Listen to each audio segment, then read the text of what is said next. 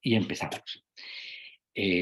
Colegas y amigos, de verdad que es un honor tenerlos a ustedes esta tarde alrededor de la discusión de un tema que definitivamente es cada vez más importante y las preguntas que surgen de él definitivamente es de cómo prevenir la muerte súbita en chicos que hacen ejercicio de una forma competitiva. Entonces, la evaluación precompetitiva, y ya no solamente como lo van a ver ustedes, que Felipe va a tener la oportunidad de reflexionar también sobre personas un poco más adulto joven, creo que va a darnos oportunidad a luego hacer una discusión muy interesante sobre pautas de cómo podemos proceder en el futuro con ese propósito. De manera que Felipe, nuevamente, muchas gracias por haber admitido este reto.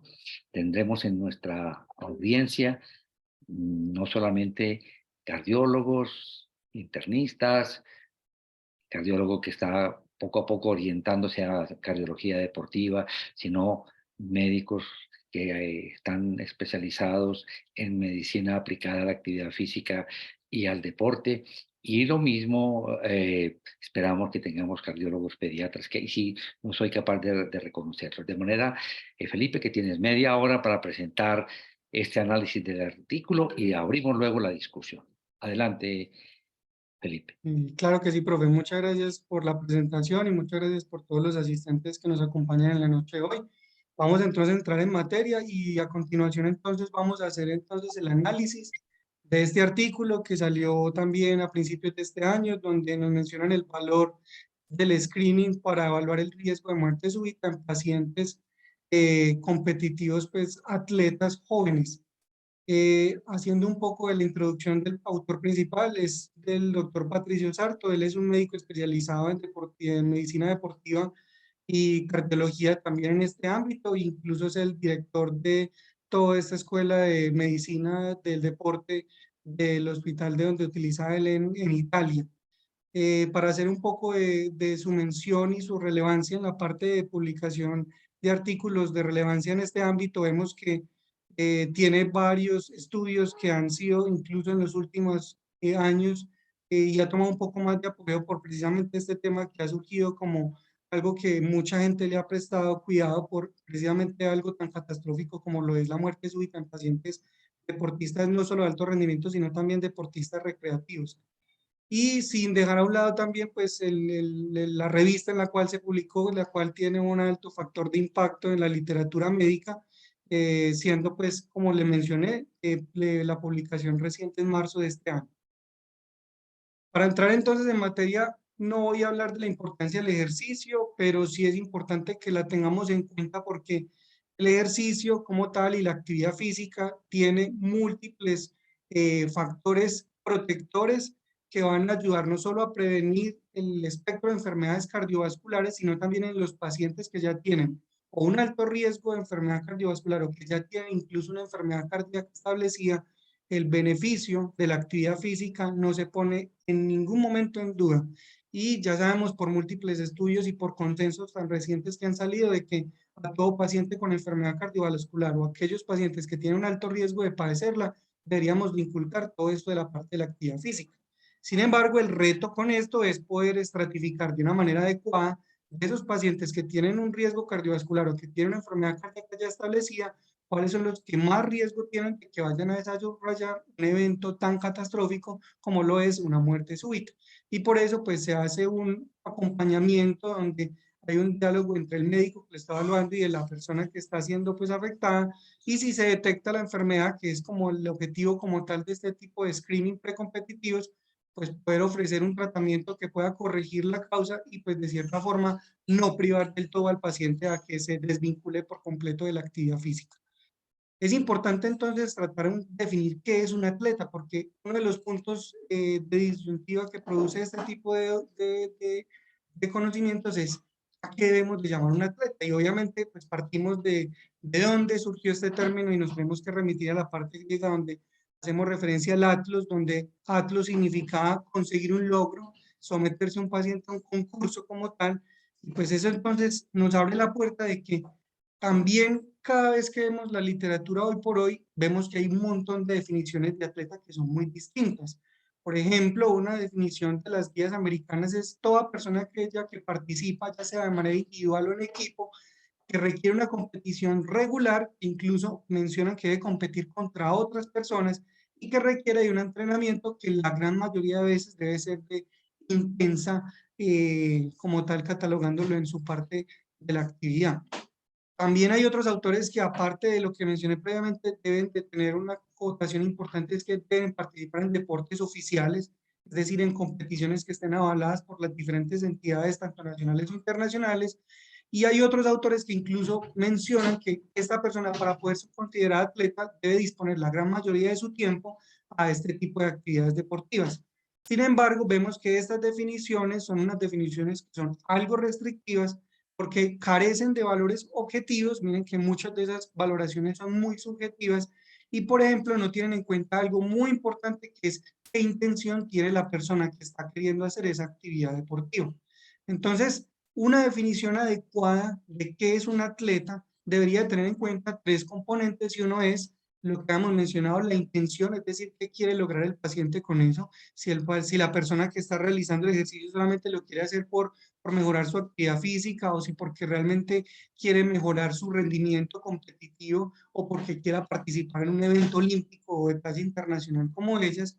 Debería tenerse también el volumen de ejercicio, y esto hace referencia a qué tantas horas por semana el paciente le está invirtiendo a esa actividad física, para poder definir también qué tipo de atleta se define, y también el nivel de competición, que va muy de la mano con la intención que tiene el paciente, la persona. Con esto podemos ver que uno podría definir varios subtipos de atleta, donde podemos tener los atletas élites, los atletas competitivos, los atletas recreacionales, la persona que simplemente lo hace pues como por ejercicios, sin tener como tal otro componente más grande, como lo mencionamos previamente, o definitivamente la persona que está inactiva, donde vemos que su volumen de ejercicio es mucho menor con respecto a lo que mencionamos en los anteriores. Ahora bien, una parte de las dificultades es la definición de atleta, pero la otra también es cómo hacer esa evaluación precompetitiva, porque sabemos que el objetivo principal de estos es poder reducir esas fatalidades asociadas al deporte, que son tan estrondosas. Y uno lo que quiere entonces es poder de manera individual evaluar el riesgo de cada persona individual de poder desarrollar un evento de muerte súbita en pacientes idealmente asintomáticos, es decir, que antes de poder iniciar el deporte, el paciente, aún así no teniendo síntomas, uno tenga la capacidad suficiente de poder definir qué riesgo tienen de que desarrollen un evento como este de la muerte súbita. Sin embargo, múltiples guías no se ponen en común acuerdo, hay múltiples recomendaciones, y uno de los problemas que quiero que podamos discutir al final de la charla es que el protocolo para poder definir esa evaluación precompetitiva no está muy bien definido, específicamente en dos aspectos muy importantes, y es uno, en la edad en que se debería de iniciar el tamizaje de estos pacientes, y dos, qué tan regular, o si con una sola evaluación inicial ya podíamos estar tranquilos de poder predecir a largo plazo el riesgo de desarrollar este tipo de eventos. Para hablar un poco ya de la etiología, vemos que esto es muy diverso, múltiples estudios, y dependiendo del aporte donde uno lo quiera coger, las múltiples causas que pueden producir muerte súbita son muy diferentes, iniciando desde las cardiomiopatías como tal, como la hipertrófica, como en otras poblaciones como la del Reino Unido, donde empiezan a tomar un poco más de apogeo otras entidades de características eléctricas, como la muerte súbita de origen arrítmico. Entonces, esto es muy importante tenerlo en cuenta, y esto, pues, por lo menos hay evidencia fuerte y reciente que nos ha tratado de ilustrar un poco cómo es esto. Este es un estudio de pacientes estaban sometidos a deportes competitivos en el Reino Unido, y quisieron mirar, después de hacer un análisis patológico con un especialista de toda esta parte de necropsias y demás, cuáles fueron las causas que llevaron a la muerte. Y miren que en esta cohorte específicamente, los sustratos arrítmicos fueron la principal causa, seguidos por las fibrosis y las hipertrofias ventriculares idiopáticas. Entonces vemos que esto es importante tenerlo en cuenta, porque también varía dependiendo de la edad que nos estemos enfrentando. Ustedes pueden ver en la diapositiva cómo, a medida que los pacientes van aumentando su edad, van empezando a tomar otro tipo de prevalencia de enfermedades, como en este caso las que tengan que ver con fibrosis, las que tengan que ver con cicatrices por miocarditis previas, que por ejemplo es muy común que ocurran en pacientes que van aumentando más progresivamente su edad, o incluso van tomando un poco más de apogeo las miocardiopatías, por ejemplo, dilatadas. Entonces, es muy importante saber la edad de los pacientes en los que estamos analizando ese riesgo inicial. Estos pacientes también fueron en la parte del análisis, quisieron mirar cómo estaba su condición cardíaca y miren que hubo un 20% de pacientes que tenían un peso del corazón un poco más aumentado de lo normal. Y dentro de esas causas de los pacientes que se murieron por muerte súbita y que tenían un corazón hipertrófico, las principales causas fueron la parte de la miocardiopatía hipertrófica y también hipertrofias que generaron fibrosis, que no se sabía bien la causa, que fueron catalogadas idiopáticas y que también tenían mucha relevancia en este espectro de pacientes que tenían un corazón ya remodelado. Y cuando uno se pone a mirar, lo más importante que quiero hacer acotación en esta diapositiva es que miren que no todos los pacientes se murieron durante la actividad física. Hasta un 35% de los pacientes, 35% de los pacientes tuvieron un evento fatal que ocurrió incluso en reposo, es decir, durmiendo o haciendo otro tipo de actividad no relacionada con la actividad física. Entonces, esta es la primera recomendación que quiero abrir y por eso pues también parte de por qué se debería hacer un análisis precompetitivo, donde quizás este porcentaje de pacientes no están siendo cubiertos 100% porque no lo podemos predecir de una manera, digámoslo hasta ahora, óptima. Esta es una cohorte mucho más reciente también, pero ya específicamente centrándose en la población adolescente de los 10 a los 19 años, también en el Reino Unido. Simplemente para mencionar, miren que en esta población, como se los mencioné al principio, la gran mayoría de eventos que suceden son de etiología arrítmica. Y miren este dato en particular, la gran mayoría, como se pretende en este tipo de evaluaciones de pacientes, es que muchos de ellos son asintomáticos. Es decir, muchos de los pacientes se creen sanos, no tienen ningún síntoma y tienen aún así el evento de desenlace fatal como es lo de la muerte súbita. Mucho más difícil aún es porque miren que casi el 90% de los pacientes no tienen antecedente cardiovascular de ninguna índole, lo que nos dificulta mucho más el poder estratificar de la mejor forma ese riesgo.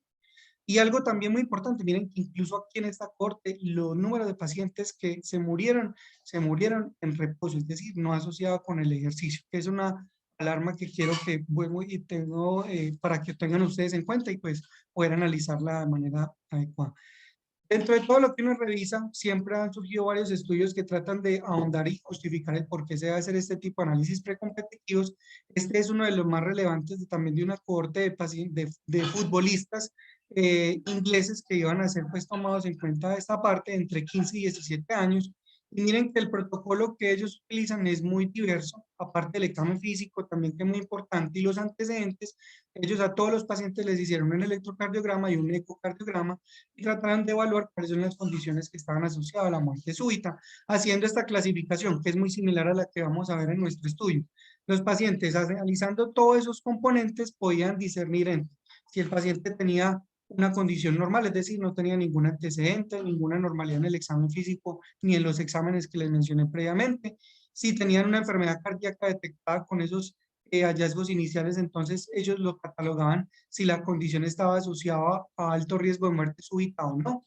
Y si de pronto quedaban en un rasgo indeterminado, pues solicitaban la evaluación adicional de otro tipo de ayudas diagnósticas. ¿Qué es llamativo con este estudio? Miren que la gran mayoría de pacientes finalmente fallecieron por una causa cardíaca, que fue en un 35%. Pero de todas esas causas cardíacas, miren que solamente 0.3% de esos pacientes estaban con condiciones que estaban altamente asociadas a muerte súbita. Miren que esos pacientes muy poquitos tenían síntomas, que eso es lo que digo que nos limita mucho pues en esa estratificación de riesgo. Y aún así, muchos pacientes tampoco tenían anormalidades al examen físico. Algo muy relevante es que de estos pacientes, la gran mayoría, casi un 86%, tenían alguna normalidad en el electrocardiograma, que eran muy diversas. Eso ya lo vamos a entrar a analizar más adelante en la discusión. Pero sí quiero analizar y entrar en este detalle. Miren que de todos los pacientes que tuvieron algún evento relacionado a muerte súbita, que más o menos fue a los 6.8 años después de haber tenido esa evaluación única inicial, la gran mayoría de pacientes no tenían ninguna normalidad en el examen físico. Entonces eso es muy importante tener en cuenta para poder precisamente hablar de esa estratificación de riesgo. Pero saliéndonos un poco de la población joven y entrando también un poco a la población un poco mayor, que fue lo que trató de evaluar este estudio en Estados Unidos, podemos ver que se comporta muy similar a lo que hemos visto.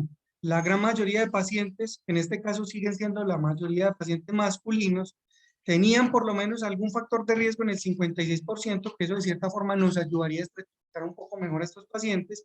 Algunos pacientes tenían algún antecedente de enfermedad cardíaca, pero vean que era un porcentaje muy poquito, que era el 15%, Y esto también es relevante porque si bien vemos que la gran mayoría de pacientes son asintomáticos, muchos de esos pacientes en la evaluación inicial, en las semanas previas al evento, estaban ya reviviendo algún grado de síntoma. Entonces hay que pararle bolas a cualquier síntoma que el paciente nos esté comentando, porque esto nos puede estar explicando o tratando de ahondar de la etiología que pueda tener. Esto simplemente es para tratar de hacer énfasis de que a partir de que reconozcamos el paciente y que tengamos ese diagnóstico, y si es un evento arrítmico, el hacer un tratamiento y un abordaje rápido de estos pacientes con una desfibrilación o con unas maniobras de reanimación avanzadas, eso les puede mejorar de manera importante su pronóstico. Y por eso también es importante, aunque no está determinado en este estudio, en la editorial sí menciona cuál debería ser el papel de utilizar ese tipo de herramientas. Simplemente también aquí ilustrar que son cortes muy recientes, esto está abundándose mucho, miren que cada vez tenemos información muy nueva de cómo se comportan estos pacientes en estos eventos de muerte súbita. Y en este artículo, lo más importante que les quiero traer a colación es que los pacientes que estaban haciendo deporte recreacional, es decir, los que tenían alguna intención diferente a competir en eventos internacionales o muy reconocidos, fueron los que más tuvieron un evento de muerte súbita. Entonces, esto es lo que nos vamos a estar enfrentados, son la gran mayoría de pacientes que están viendo, los cardiólogos que están tratando de ahondar, como el profe Ricardo, en este tipo de entidades de cardiología deportiva, y por eso es importante. Y este estudio nos arrojó otro dato que nos debería preocupar, que también otros lo han tratado de desmentir un poco, y es que miren que solo el 82% recibió reanimación cardiopulmonar avanzada, y mucho peor, solo el 8% de los pacientes estuvieron, o por lo menos teniendo un evento que fuera susceptible de hacer una desfibrilación con un aparato desfibrilador externo automático, solamente lo utilizaron en un 8%. Entonces, el hecho de utilizarlo de manera temprana, esto les va a mejorar de manera importante. Las mujeres no se quedan atrás. Las mujeres, si bien es poco la población a la que está enfrentada en este tipo de eventos y la incidencia en esta población es mucho menor, las características basales de ellas no son muy diferentes a los hombres, y pues de cierta forma debemos de tener cuidado con ellas porque su riesgo de tener un evento es mucho menor, pero también debemos de clasificarlas de acuerdo a los antecedentes que tengan ellas.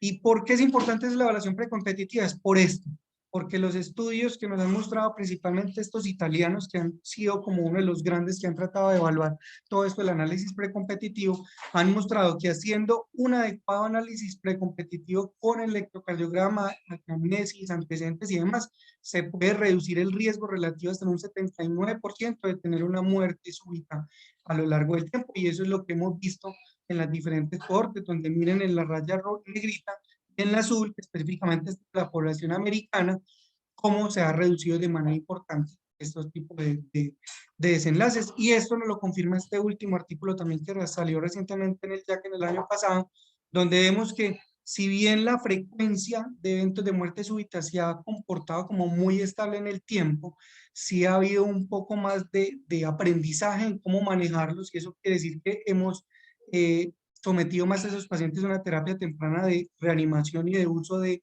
desfibriladores externos automáticos, y esto se ha visto en una mejor supervivencia de estos pacientes. Entonces, el reto radica es porque, a pesar de que existen muchas guías, dentro de las mismas guías no se ponen de acuerdo en cuál debería ser el mejor método para hacer el análisis precompetitivo de estos pacientes. Deberíamos de tener siempre a la mano el examen físico, los antecedentes y el electrocardiograma, porque hay algunos que han sustentado que el examen físico no tiene una sensibilidad adecuada para poderlos detectar. Muchos de esos pacientes, como les mencioné, son asintomáticos, y de cierta forma el electrocardiograma le puede mejorar un poco el rendimiento diagnóstico, teniendo en cuenta de que uno debería estar familiarizado con los cambios que pueden ocurrir de manera normal en un deportista y cuáles son los cambios anormales que deberíamos de tener mucho más precaución con ellos. No es motivo de la charla ahondar de manera específica en ellos, pero sí parte de tener un adecuado reconocimiento para de cierta forma reducir esa cantidad tan marcada que pueden tener de falsos positivos el uso del electrocardiograma, precisamente por una falta de un reconocimiento adecuado de esos cambios que pueden ocurrir en un deportista de alto rendimiento. Entonces, simplemente es para mostrar lo que el electrocardiograma debería de utilizarse, y de hecho muchos de los consensos internacionales mencionan específicamente de que utilizando el examen físico y el electrocardiograma podríamos mejorar de manera adecuada, eso siempre teniendo en cuenta los falsos positivos. Y esto muy en consonancia con lo que nos recomiendan las guías como la europea. Entonces, Antes de mencionar ya la parte del estudio, que es un poco más sencilla, quiero plantearles estas tres preguntas porque, digamos, de cierta forma nos da pie para poder discutir al final. ¿Cuáles son las edades de inicio en las que deberíamos de hacer el análisis precompetitivo? Si deberíamos hacer un análisis único o deberíamos hacer un análisis seriado, y cuáles son los componentes que deberíamos de evaluar en estos pacientes.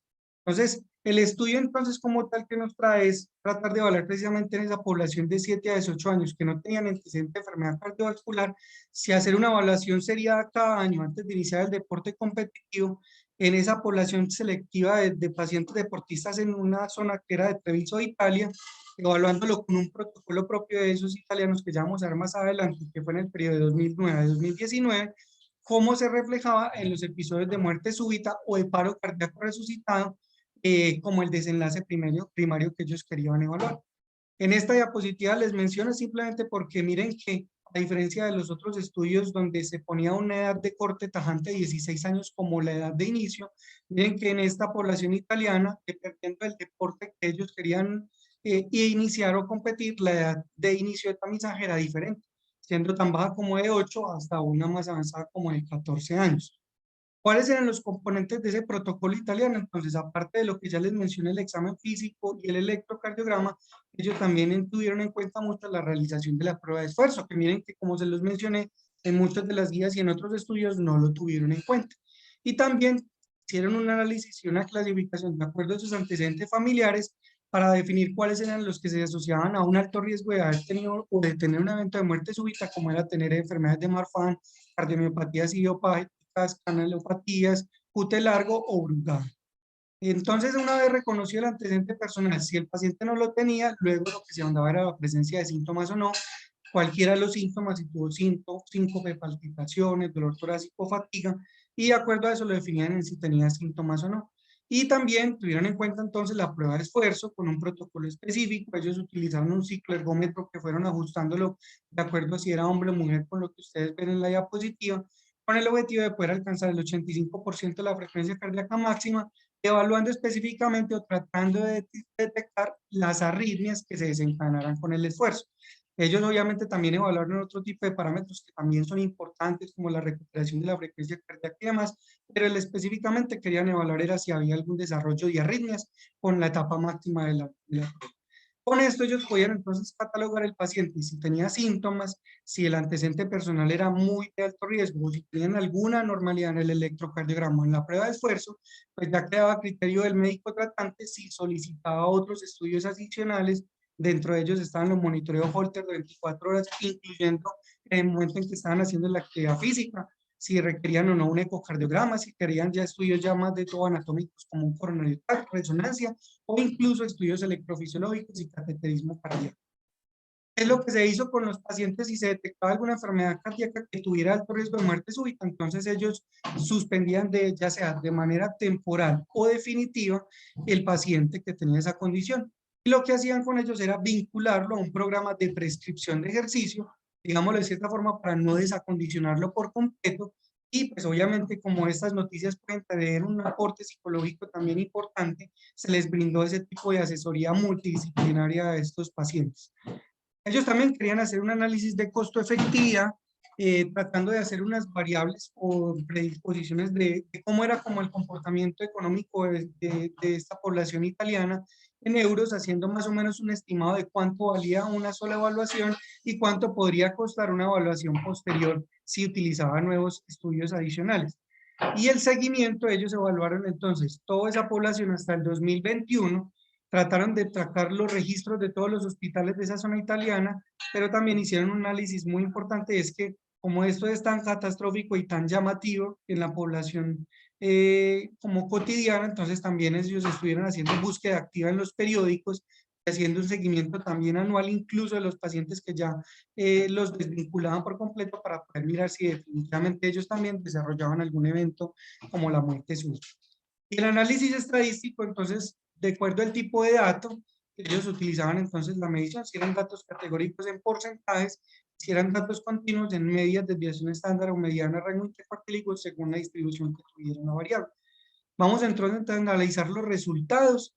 Entonces, la población por completa que ellos tuvieron a disposición fueron aproximadamente 23.000 participantes. En promedio, más o menos, cada uno de los atletas recibió 2.9 evaluaciones de manera individual. La edad de inicio, más o menos, en donde se establecieron los diferentes protocolos, fue una de 12 más o menos. La gran mayoría de pacientes, en un 62%, eran de etiología de población masculina, como lo habíamos visto ya previamente. Y miren que de todos esos pacientes, más o menos un 9% requieren una investigación adicional. Específicamente, ¿cuáles investigaciones fueron? La mayoría fueron un ecocardiograma en un 8.4%, seguido por un Holter, y miren que la resonancia del estudio electrofisiológico o incluso la coronariografía fueron el número de proporción de pacientes que menos utilizan. Y el motivo por el cual se solicitó este estudio, miren que la gran mayoría fue porque tenían una prueba normal en un 5%. La historia familiar tenía un antecedente del 2.6% que motivara el estudio adicional, y el examen físico con alguna normalidad, miren que fue apenas del 1%.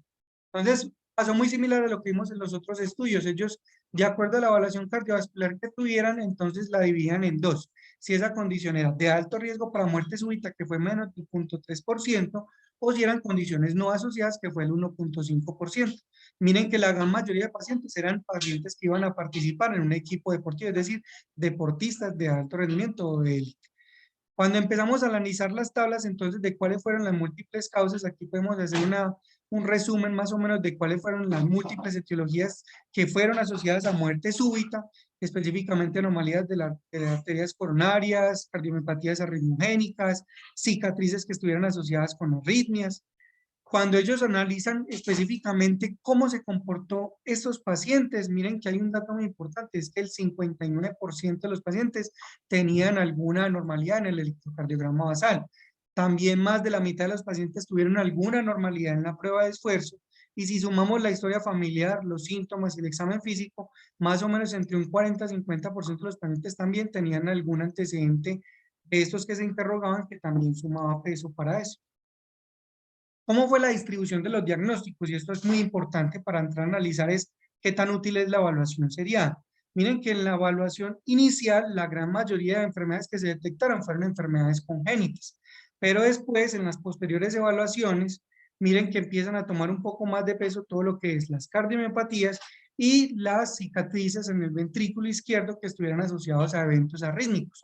Lo que queríamos aquí analizar también es que la gran mayoría de diagnósticos se empezaron a detectar mucho más en las evaluaciones posteriores. Casi en un 64% de las evaluaciones posteriores se encontraba un diagnóstico de etiología cardiovascular. Y esto también es muy relevante, es por la edad en la que se presentó. Miren que el 9% de los pacientes presentaron algún diagnóstico de enfermedad cardiovascular de los 11 años para abajo. Que miren que esto es importante porque muchos de esta población fue excluida de los estudios que mencioné previamente. Pero también es importante resaltar es que la gran mayoría de pacientes, el 91 de estos, presentaron el evento cardiovascular o el diagnóstico después de los 12 años, lo que nos obliga a pensar en que quizás estos pacientes que empiezan muy tempranamente deberíamos de hacer una evaluación seriada para poder detectar algunas enfermedades que pueden fenotipicarse mucho más tardíamente. De las causas que no estuvieron a muerte súbita fueron múltiples, principalmente arritmias supraventriculares y ventriculares idiopáticas que no generaron pues alguna repercusión importante, algunas anormalidades valvulares que ellos no hacen mucho énfasis en esto, incluso preexcitaciones de bajo riesgo basados específicamente también en cómo se comportaba esa preexcitación, en la prueba de esfuerzo, y también incluso pacientes que eran hipertensos y que no se habían diagnosticado de manera adecuada. Cuando uno ya empieza a hablar específicamente del rendimiento diagnóstico, en general el rendimiento de toda la población fue el 1.8%, pero quizás incluso cuando ellos hacen el análisis, la evaluación inicial y la repetitiva tuvo un comportamiento muy similar en el rendimiento diagnóstico, y si lo separamos por edad, la población mayor de 12 años fue la que tuvo un poco más de rendimiento diagnóstico, precisamente por esa evaluación seriada que se hizo en esta población. Y específicamente de costos, no me voy a detener mucho en esto, pero claramente un paciente que fue sometido a múltiples evaluaciones y que también fue sometido a múltiples otros estudios diagnósticos, se aumentó el costo más o menos en un 7%. Y miren que esto se asocia también específicamente en la población menor de 11 años. Quizás por ellos tener una evaluación mucho más seriada y también por tener incluso más anormalidades, su costo total fue un poco mayor comparado a la población de 12 a 18 años. Como ya miramos la parte del seguimiento específicamente, el desenlace primario que ellos querían hablar, que era la muerte súbita o paro cardíaco resucitado, solamente se presentó en un atleta que llamativamente tenía 15 años, se le hicieron múltiples estudios para descartar causas secundarias y al final no se le pudo documentar cuál fue la etiología, dando para esta cohorte que se analizó una tasa de evento de 0.6 por 100.000 atletas año, que es relativamente incluso mucho más baja a lo que hemos visto en otros tipos de literatura que les mencioné previamente. Esto es importante porque ningún atleta, tanto de los que fueron restringidos como de los que presentaron algún evento pues que previamente no se había detectado, no presentó ningún evento a largo plazo. Y eso es muy importante tenerlo en cuenta para la hora de la discusión. Entonces, la discusión la vamos a resumir en esta diapositiva, que es la imagen que muestra el artículo original, donde vemos que realmente entonces el rendimiento diagnóstico de las evaluaciones iniciales y las repetitivas eran muy similares, pero ellos se basaban entonces en que hacer una evaluación sería entre 2 a 3 y aumentar casi hasta en un 25 a 50% la posibilidad de detectar un diagnóstico que no se haya detectado de manera inicial. El riesgo de muerte súbita, las condiciones que conllevan una muerte súbita realmente son bajas, pero la idea es poder clasificarlas de manera adecuada para poder precisamente evitar estos desenlaces fatales. Y miren que quizás el rendimiento diagnóstico es mucho mejor en esos pacientes mayores, porque precisamente podemos detectar algunas condiciones que posiblemente no se manifiestan de manera temprana, sino que sí se manifiestan un poco más tardío. Cuando ellos comparan con los otros estudios, vieron que la prevalencia de condiciones eran muy similares a lo que tenían otros registros, hablando específicamente de esas condiciones asociadas a muerte súbita. Miren que lo más importante que llevó a motivar un estudio adicional fue por alteraciones en las pruebas iniciales, específicamente electrocardiograma y prueba de esfuerzo, pero sin dejar a un lado que tener un antecedente familiar, tener síntomas o alguna alteración al examen físico, si bien fue menor la prevalencia de esas condiciones en las que tuvieron esas condiciones de alto riesgo, pues también deben de ser parte del análisis estadístico y del análisis de riesgo precompetitivo que pueden tener ellos. Y lo que quise mencionar también, y que también en la editorial lo mencionan, es que ojo con esa población menor de 12 años, porque uno con una evaluación única puede no detectar una condición y quedarse tranquilo y que, por ejemplo, a los 6, 8 años, como pasó en esa cohorte inglesa, desarrollen el evento. Entonces, con estos pacientes jóvenes debemos de ser mucho más acuciosos en ese seguimiento a lo largo del tiempo. ¿Qué hacen ellos con respecto a la discusión del evento inicial? Si bien vemos que el rendimiento fue muy idéntico en ambos, en la evaluación inicial y en la evaluación posterior, lo que mencionan los autores es que con una tercera evaluación se puede aumentar hasta casi en las 2/3 partes del diagnóstico de condiciones que son de alto riesgo. Y por eso es muy importante esa evaluación única quedar interrogada, porque precisamente condiciones como las cardiopatías, condiciones como por ejemplo un QT largo, donde el QT puede ser variable a lo largo del tiempo, se nos queden cortos haciendo una única evaluación. Y por eso es muy importante, y ellos también lo sustentan en su discusión, hacer esa evaluación seriada precisamente por estas alteraciones que puede tener.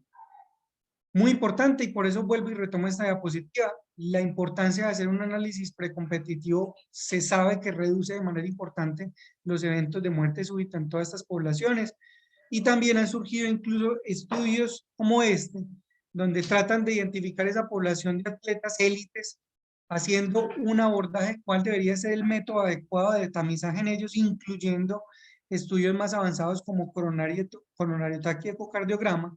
Entonces, simplemente para tratarlo de abordar y ya poder entrar en la discusión con los profes, miren que en esta población, que fue una población americana, es muy distinta a la de Reino Unido que evaluamos previamente. La gran mayoría de eventos que ocurrieron en esta población fueron eventos coronarios agudos, y por ende deberíamos de hacer un abordaje que se resume en esto: hacer un screening cardiovascular, tratar de discernir cuáles son los factores que nos van a dar un riesgo mayor en esos pacientes, tanto en exámenes, riesgo cardiovasculares con escalas de Framingham o escalas de riesgo de enfermedad prematura, si tienen síntomas con mayor razón, y poder con esto detectar si requiere estudios adicionales que nos puedan definir por completo si el paciente le podemos hacer la aprobación para que pueda hacer su actividad competitiva, o si definitivamente lo tenemos que desvincular un poco.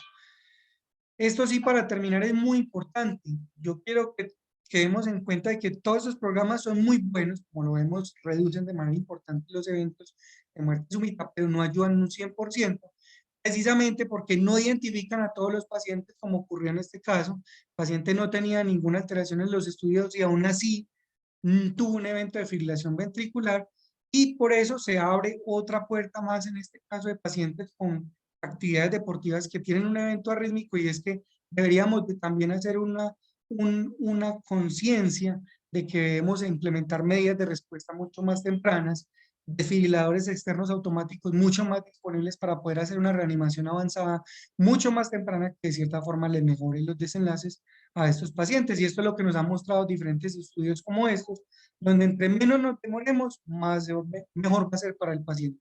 Y quiero también dejar una acotación al final, y es el componente ético y legal que puede tener esto, porque sabemos que si bien le vamos a reducir el riesgo de estos pacientes, de desvincularlo por tener una condición de alto riesgo, pues obviamente esto también tiene implicaciones legales, porque muchos de estos pacientes van a tener problemas psicológicos por desvincularlos, van a tener problemas incluso económicos que no van a ser evaluados como los evaluaron en este estudio, porque muchos pacientes van a depender de esa actividad que se convierte en algo de trabajo para ellos, y desvincularlos por completo les podría traer digámoslo, una limitante importante también para sostener su familia y demás. Entonces, es algo que debemos de tener ese abordaje integral de un paciente al tomar una decisión tan trascendental como desvincularlo por tener una condición de súbita, pues, que le ponga un riesgo mayor de tener un evento de muerte súbita de alto riesgo.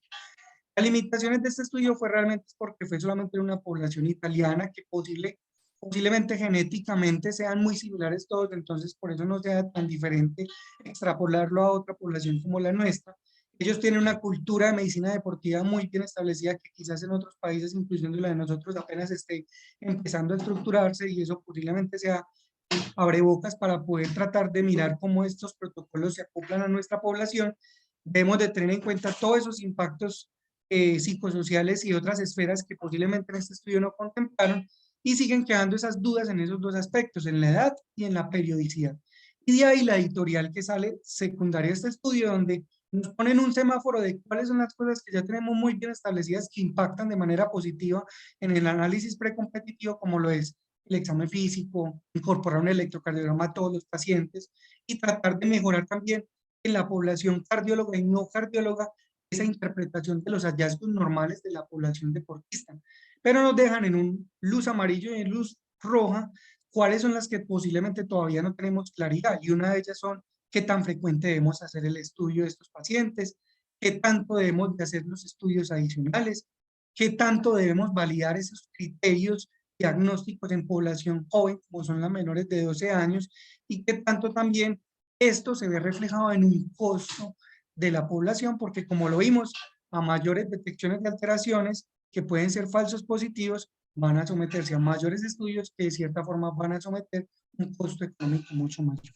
Entonces, esta es la diapositiva final de la discusión para poder entrar a que todos los profes y todos los compañeros que quieren dar alguna acotación respecto al artículo, pues ya este es el momento para hacerlo, y muchas gracias por su atención y quedo atento a su...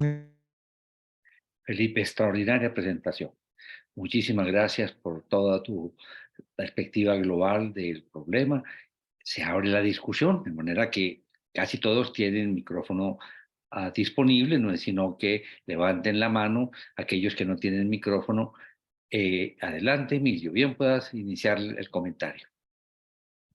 Gracias, profe. Pipe, muchas gracias por tu presentación.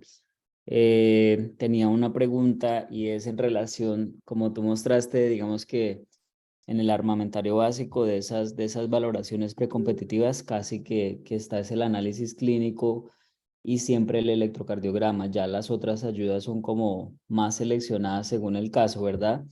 Pero entonces te iba a preguntar si ese electrocardiograma tenía alguna, o sea, se recomienda alguna técnica especial, dado que eso se ha visto que sirve para encontrar arritmias, no sé, filtros del QRS, la multifragmentación, todas esas cosas, o si simplemente la interpretación, digamos, las técnicas de interpretación usual que le damos al electrocardiograma. Emi, muchas gracias, hermano, por tu comentario y por tu pregunta.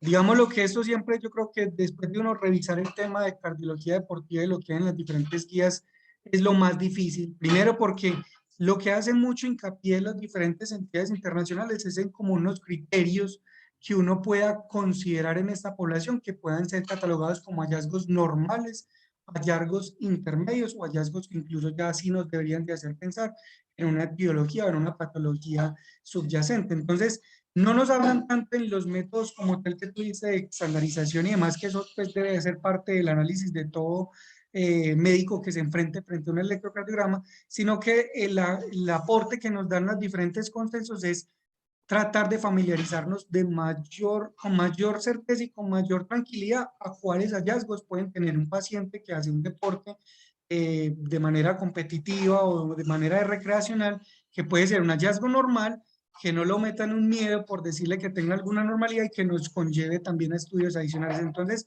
el grande que uno puede revisar en todos estos diferentes consensos, que incluso hay uno europeo, hay uno internacional que son del 2010 y no recuerdo bien el año del otro, son los que nos tratan de dilucidar específicamente cuáles son los parámetros de banderas rojas en el electrocardiograma, por decirlo de alguna forma, que deberíamos de buscar para poder pensar específicamente que sea secundario a que tenga alguna cardiopatía que no hayamos detectado.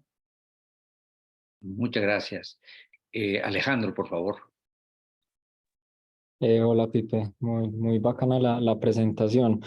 Hay como unas cositas y es que uno de los autores de este estudio, que es el doctor Domenico Corrado, fue de los que implementó y empezó con ese programa desde 1982 en Veneto, Italia, que es como una de las regiones que más le ha trabajado a esto junto con los ingleses y algunos grupos estadounidenses. Y algo llamativo y que se recalca en ese estudio que salió este año en la europea, y es que a pesar de que en la población atleta se ha disminuido la incidencia de muerte súbita, en la población no atleta vemos que no ha cambiado esa tendencia de disminuir la muerte súbita, y eso correlacionándolo un poco al ámbito local. Medellín se ha vuelto pionera en eventos deportivos masivos en el cual la mayoría de personas son atletas recreacionales que, a pesar de no cumplir la definición de atleta, sus actividades implican actividades de una alta carga e intensidad de ejercicio, y que podemos ver que en las últimas dos maratones de acá de Medellín han habido fallecimientos por muerte súbita cardíaca. Que me parece que es un vacío en la literatura, que no sé los profes de medicina deportiva qué opinión tenga, y más cuando uno se pone a analizar desde la estadística las estimaciones que ellos calculan, y es que a pesar de que ocurre, pues la incidencia sigue siendo muy baja, y los cálculos de cuántas personas se necesitan tratar para prevenir una muerte súbita son absurdos, son demasiada cantidad de personas, y más que cursamos con la limitación de que no es solamente aplicar un electrocardiograma ni un examen físico, sino que implica un conocimiento técnico, implica que el médico sepa leer el electrocardiograma en un deportista, sepa reconocer esas banderas rojas, esas banderas amarillas, y cada cuánto lo va a hacer. Entonces, uno se pone a pensar como que implementar eso definitivamente es muy difícil, porque reconocer a los pacientes que en verdad tienen una condición de alto riesgo no va a ser fácil. A veces se nos van a pasar, el electrocardiograma va a diagnosticar solo el 60% de las que se pueden diagnosticar, un 20 y un 30% va a ser una muerte súbita no explicada. Entonces, una de las consideraciones que yo más tengo en este tema es que necesitamos, es lo que vos decías, un equipo de respuesta rápida, porque muchas veces no vamos a estar preparados, y creo que es una de las falencias en estos grandes eventos deportivos. Entonces, no sé los profes o vos qué opinan tengas de eso, Pipe, y muchas gracias por la presentación.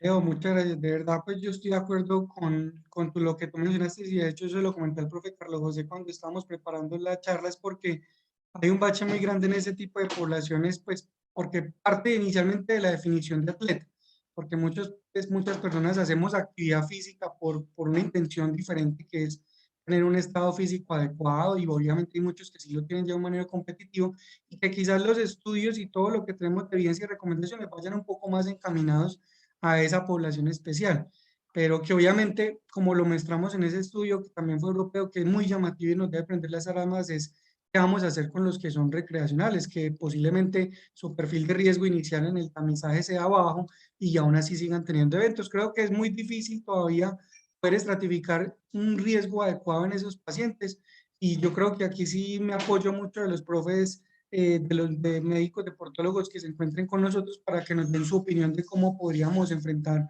con estas limitantes que hemos mencionado y que también nos mencionó muy bien Alejo.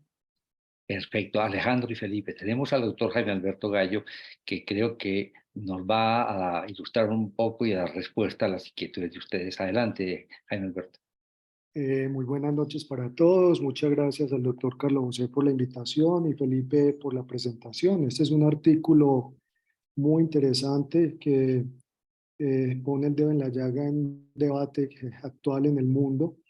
Sin embargo, yo pienso que somos muy dados de pronto a extrapolar los resultados de estudios realizados en otra parte del mundo en el contexto nuestro, y yo pienso que con esto hay que ser muy cuidadosos. Primero, en estos programas de tamización o de screening para la detección de personas que tienen riesgo de muerte súbita, hay que tener en cuenta la edad. Yo creo que lo mencionó muy bien Felipe. Una cosa son los menores de 18 años, otra cosa son los de 18 a 35 y otra cosa son los mayores de 35, particularmente los atletas máster.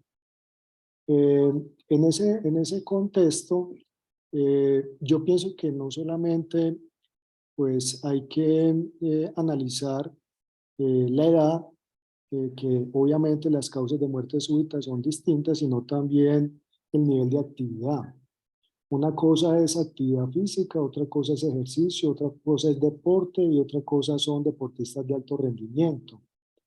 Una cosa son muchachos de colegio que participan en actividades deportivas, que posiblemente es el contexto de este estudio de niños, adolescentes de 7 a 18 años. Otra cosa es el escenario clínico, cuando nos consulta un deportista de alto rendimiento porque tiene síntomas o porque quiere que le hagan una evaluación, una estratificación del riesgo. Y otra cosa es cuando nos vemos enfrentados a eventos masivos como la media maratón o estas maratones en el mundo y aquí en Medellín. Entonces yo creo que sí hay que ser muy cuidadosos porque hay que tener en cuenta que los programas de tamización no están exentos de riesgos también, porque miren lo que implica, y yo que he sido pues un poco contradictor del uso del electrocardiograma en el contexto nuestro, particularmente en ese escenario de niños o adolescentes activos. Imagínense lo que implica o lo que implicaría en el contexto nuestro falsos positivos. No solamente del daño que se le puede hacer a un niño y una familia esperando la evaluación de un cardiólogo en el sistema nuestro, mientras se le aclara el diagnóstico. Ustedes imaginan la incertidumbre, el miedo que esto puede generar en el contexto nuestro. Entonces, hay que tener en cuenta que esos programas de tamización no están exentos de riesgo, se pueden hacer más daños que beneficios, y particularmente cuando la frecuencia de estos eventos es relativamente muy baja.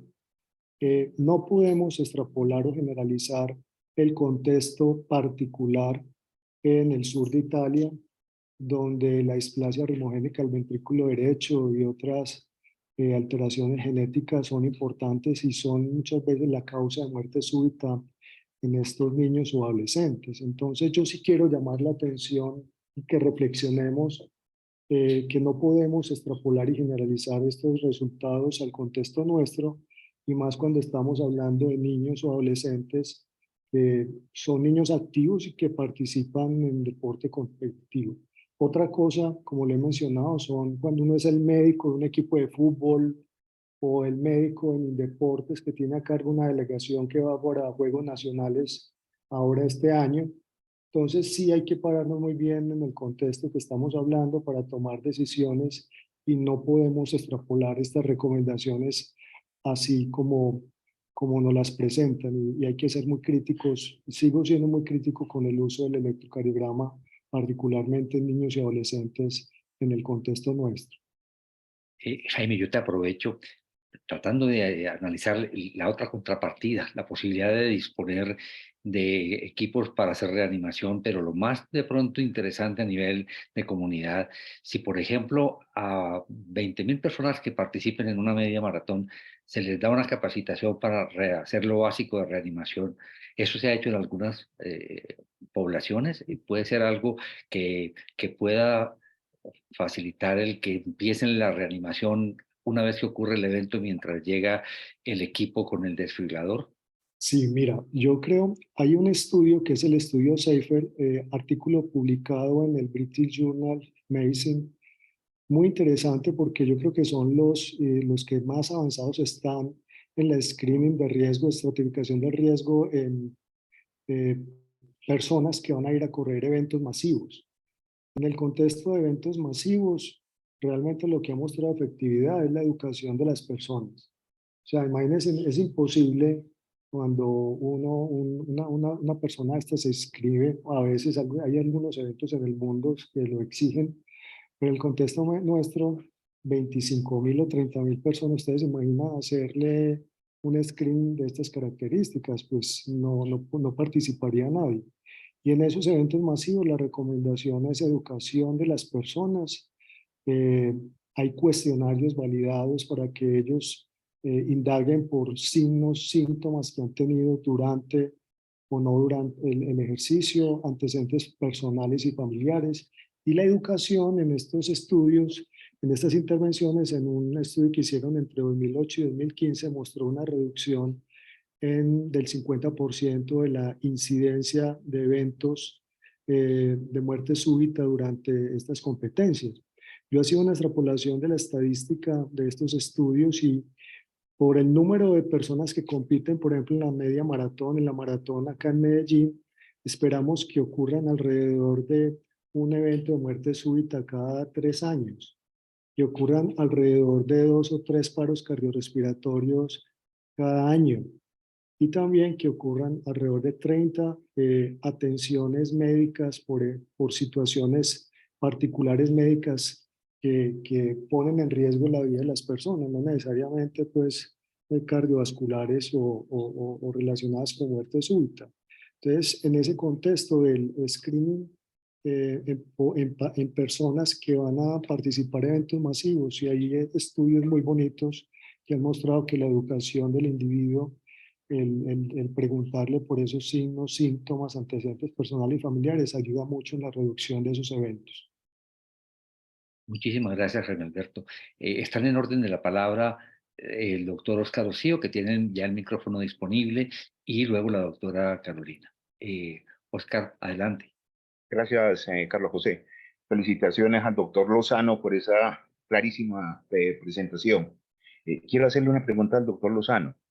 Usted se refería una de las últimas imágenes, se refería a la importancia que podía tener y al impacto psicológico, emocional y económico y hasta legal que puede tener la descalificación de un deportista, sobre todo un deportista pues que aspira a sobrevivir. Ustedes saben que el fútbol y otro tipo de deportes en nuestro medio son fenómenos que dan escalamiento social, que permiten que personas que nunca hubieran llegado a una posición económica determinada puedan ascender en la escala social y económica, obviamente.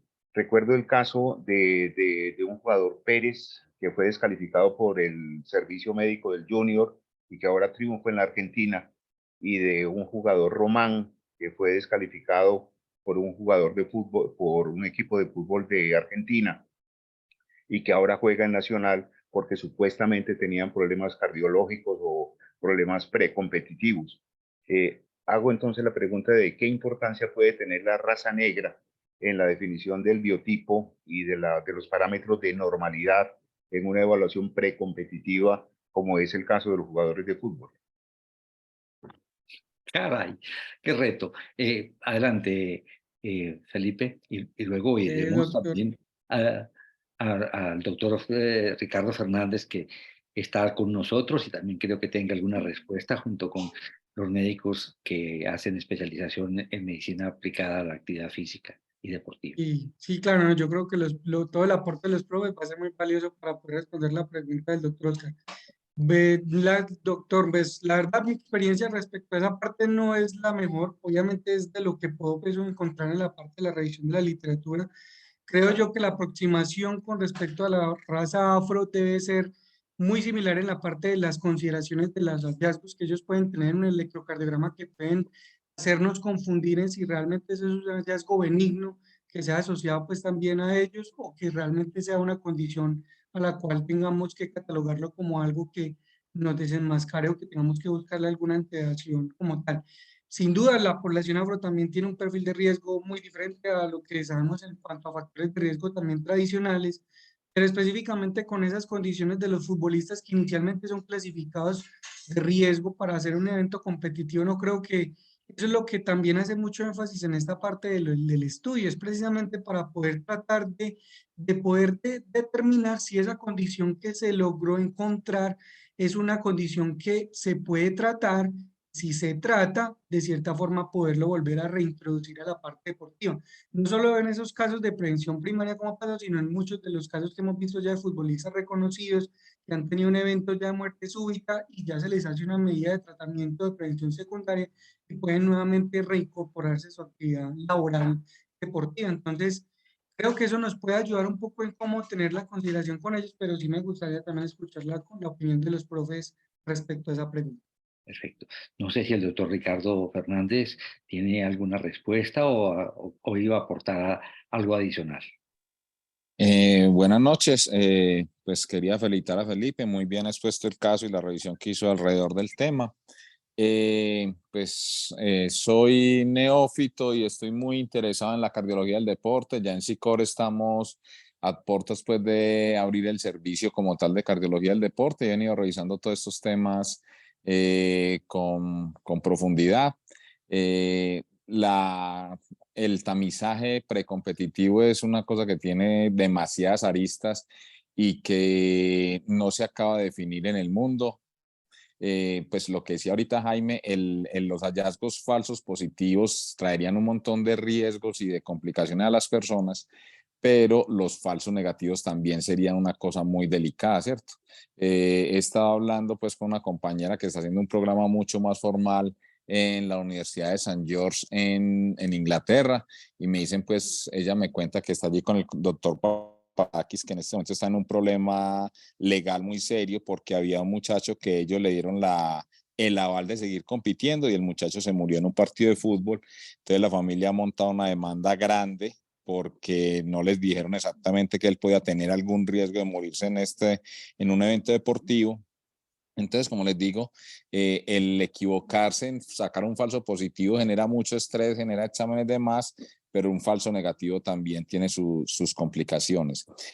Otros aspectos que parecen pues claros cuando uno lee una literatura como la italiana específicamente, pues vemos el caso de este jugador de fútbol, Eriksen, que en Italia no pudo jugar más porque tenía un desfibrilador. La ley italiana prohíbe que, pues, y los médicos del deporte tienen como norma allí que si una persona tiene un desfibrilador no pueda jugar. Vimos que se fue a su país, a Dinamarca, después fue vuelto a contratar en la Premier League por el Manchester United y finalmente jugó el Mundial con un desfibrilador. Entonces esto para ilustrar que no está escrito qué es lo definitivo ni cuáles son las enfermedades o las condiciones que prohíben el continuar haciendo actividad deportiva de alto nivel, pues como es el caso del fútbol profesional. Con respecto al tema que le toca al doctor Osío del jugador que está jugando ahorita en Nacional, hay cosas, pues situaciones como la de él, que él ya había sido ampliamente estudiado y después de eso ha vuelto a ser estudiado y se demostró que él no tenía ninguna cardiopatía hipertrófica. Mi teoría personal es que el Boca Juniors se vio abocado a una situación en la cual no lo podía contratar y por eso lo devolvieron, porque este ha sido un muchacho que había sido estudiado previamente en forma amplia en Bogotá, después de que fue rechazado ya volvió a ser reestudiado en Bogotá y ha vuelto a ser estudiado ampliamente pues acá en Medellín e incluso en Estados Unidos. Entonces eso fue un caso diferente, doctor Osío. Es un muchacho que tiene un corazón que tiene algo de remodelamiento concéntrico, pero no tiene ninguna de las otras características que dan pues riesgo, ni tiene otras características que hagan pensar en cardiopatía hipertrófica. Entonces, el caso del otro jugador que usted menciona, que está, pues, que era del Junior, ese caso sí no lo conozco. Entonces, ¿qué puedo yo decir? Hombre, interesantísimo, como le digo, la revisión del tema, de acuerdo con Jaime, que pues que lo que uno ve por fuera no lo puede traer directamente aquí. La parte de educación en eventos masivos creo yo que podría ser mucho más costo efectiva que tratar de tamizar a todas las personas. Otra cosa muy, muy importante con el tamizaje, he tenido la oportunidad de conocer como un poquito más de datos de las dos últimas personas que han fallecido en las maratones, personas que hacían ejercicio, no eran pues muchachos que no hacían ejercicio.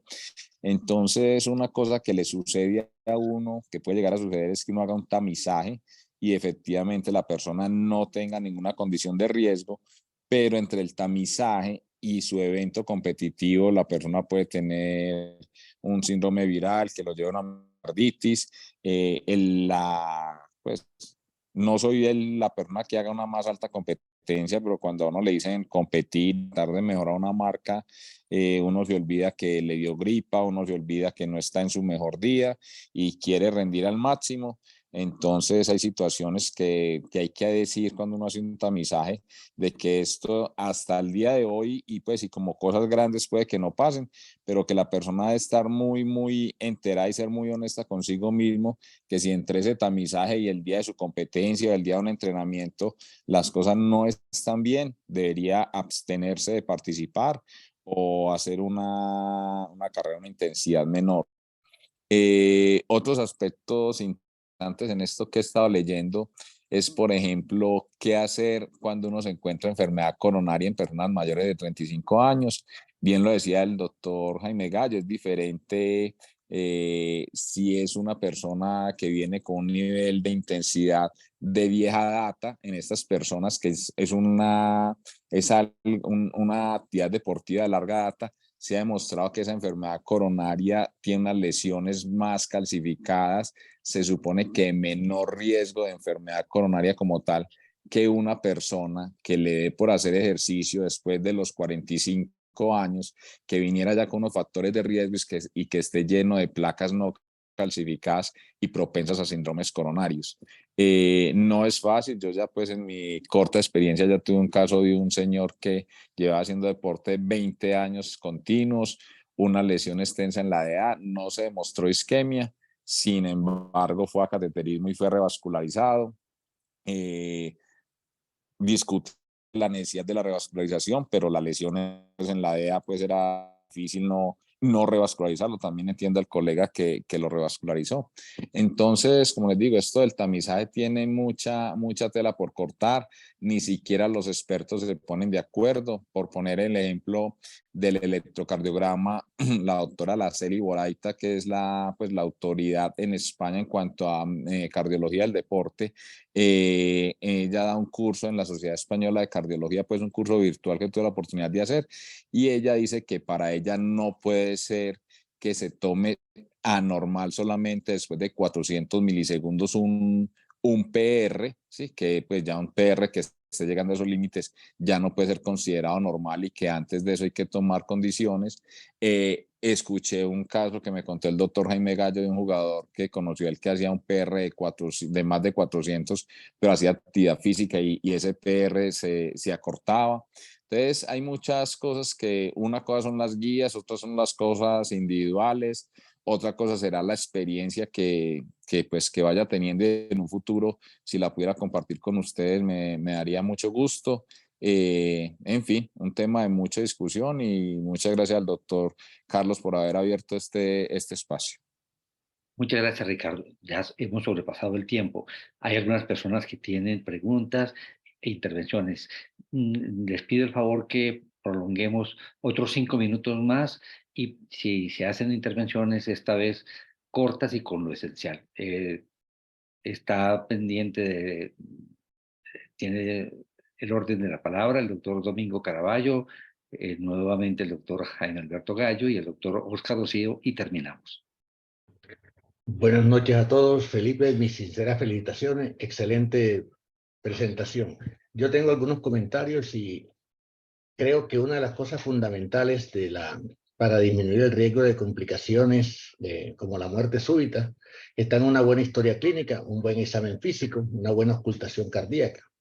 Con base en la historia clínica, ya como lo han dicho los otros expositores, descartando la parte de historia familiar, etcétera, la parte del electrocardiograma yo sigo pensando que puede ayudar. Quería preguntarle a Felipe, cuando habla en este trabajo que hablan de la prueba de esfuerzo anormal, ¿a qué se refieren cuando hablan de la prueba de esfuerzo anormal? ¿Anormalidad por arritmia, anormalidad por cambio de la presión arterial, anormalidad por cambio del segmento ST? ¿Qué tipo de anormalidad o síntomas que presenta el joven? Porque son unos jóvenes. Porque yo también pues, tengo experiencia en la parte de muerte súbita. Quizás una de las primeras maratones que se hicieron aquí en Medellín, me tocó atender un paciente con el doctor Elkin Martínez, tuvo una muerte súbita, pero era una persona que se metió a hacer una actividad física sin previa evaluación, etcétera, y cuando iba llegando a la meta, directamente, la misma familia comenzaron a decirle que acelerara, que no se dejara pasar, y el señor cayó y tuvo su paro. Afortunadamente, en ese momento estábamos activando un desfibrilador y pudimos sacar al señor adelante. Se le hizo cateterismo y el señor estaba corriendo con la arteria coronaria derecha completamente ocluida. Entonces, y era una lesión antigua, no era ningún trombo nuevo que tenía la persona. De todas maneras, yo creo que la parte educativa es fundamental, lo mismo que el examen físico. Pero sí quería saber de parte de Felipe, cuando hablan de prueba de esfuerzo anormal, ¿cuáles son los parámetros que toman ellos fundamentalmente? Signos, síntomas electrocardiográficos, hemodinámicos. Profe Domingo, muchas gracias. Para ser corto y conciso, realmente no hay una claridad muy bien en qué ellos definen normal. En el objetivo que ellos querían cuando pusieron la prueba de esfuerzo como parte del protocolo era específicamente buscando eventos arrítmicos en esa parte de esfuerzo, pero no hacen una acotación pues como tal específica ni en el suplemento ni nada. Habría que mirar con mucho detalle pues el protocolo pues como tal así el estudio, pero como no estaba mencionado, pues me queda de tarea revisarlo específicamente, ver si hay algún criterio específico con lo que ya sabemos de que debía considerarse en esos variables de la prueba de esfuerzo, pero específicamente era buscando eventos arrítmicos con el esfuerzo. De todas maneras, yo quiero resaltar que la muerte súbita está relacionada mucho con la edad, con la presencia de enfermedad coronaria que puede ser subyacente, que no se haya diagnosticado previamente, y con la intensidad del ejercicio que se realice. Son tres parámetros fundamentales que uno debería tener en cuenta. Muchas gracias y felicitaciones. Gracias, Domingo. Gracias, Felipe. La doctora Carolina. Adelante, Carolina. Sí, gracias, Pipe. Muy buena presentación. Muchas gracias, Pipe. No, es que tenía como una pregunta porque en una diapositiva comparaste como algo de las recomendaciones americanas con las italianas en la valoración precompetitiva, y precisamente lo que yo he revisado, pues ellos hay como discordancia en las recomendaciones pues de estas sociedades, porque precisamente los americanos no son tan rigurosos como los italianos y ellos consideran que no es tan costo efectivo ser como tan rigurosos en esa valoración. Entonces, no sé de pronto si, ¿qué piensas de eso? Carito, sí, pues realmente muchas gracias por tus felicitaciones y por tu pregunta. Realmente sí ve que hay muchos, lo mismo que ya hemos discutido y con lo que decían los profes, no hay un consenso como tal entre las diferentes sociedades. Hay algunos que le dan mucho pie incluso al electro, los americanos no son tan estrictos con esa parte también del electro, aunque ya hay estudios también en cohortes americanas donde aplican ese protocolo italiano y también se ve una disminución importante en los eventos de muerte súbita a largo plazo. Entonces, creo que esa respuesta, Carito, no hay una como tal concisa como tal. Esto pues va a ser difícil en que nos pongamos de acuerdo como tal, más por todas las diferencias que hay entre extrapolar esos protocolos a las diferentes sociedades para, de cierta forma, tener una validez como tal de esa estrategia. Entonces creo que va más como encaminado a esa partecita, Carito. Perfecto, muchas gracias. Jaime Alberto, ¿tú tenías algún comentario adicional? Sí, no, cortico, complementar lo que me preguntó el doctor Calose, que hay apenas ahora. En eventos masivos, aparte de la educación a los deportistas, es muy importante la educación a los entrenadores, a las personas que están alrededor de esas personas que se preparan para competir. Entonces, con el entrenador tiene conocimiento de todo esto, eso es importante. Y también, obviamente, como lo dijo el doctor Calose, importante disponer pues, de DEA y todos estos dispositivos para poder atender los eventos que ocurran. Gracias, Jaime. Doctor Osío, quería No, comentar Carlos, algo. sí. No tengo nada adicional. Muchas gracias. Perfecto. No sé si Ricardo, que tenía todavía la mano levantada, ¿querías hacer algún comentario final? No, profesor, muchas gracias y feliz noche. Bueno, igualmente, ¿tienes algún comentario final, Felipe, para que terminemos? No, profe, agradecerle a usted por la ayuda y a los profes que estuvieron muy activos con la parte de sus comentarios con este tema, pues que realmente apenas se está haciendo sus cimientos para empezar y las conclusiones ya se discutieron en toda la parte final del espacio. Muchas gracias a todos, de verdad. Y muchas gracias por la calidad de tu presentación. Una buena noche a todos y los esperamos en 15 días. Muchas gracias. Buenas noches, Carlos. Gracias. Hasta luego, gracias.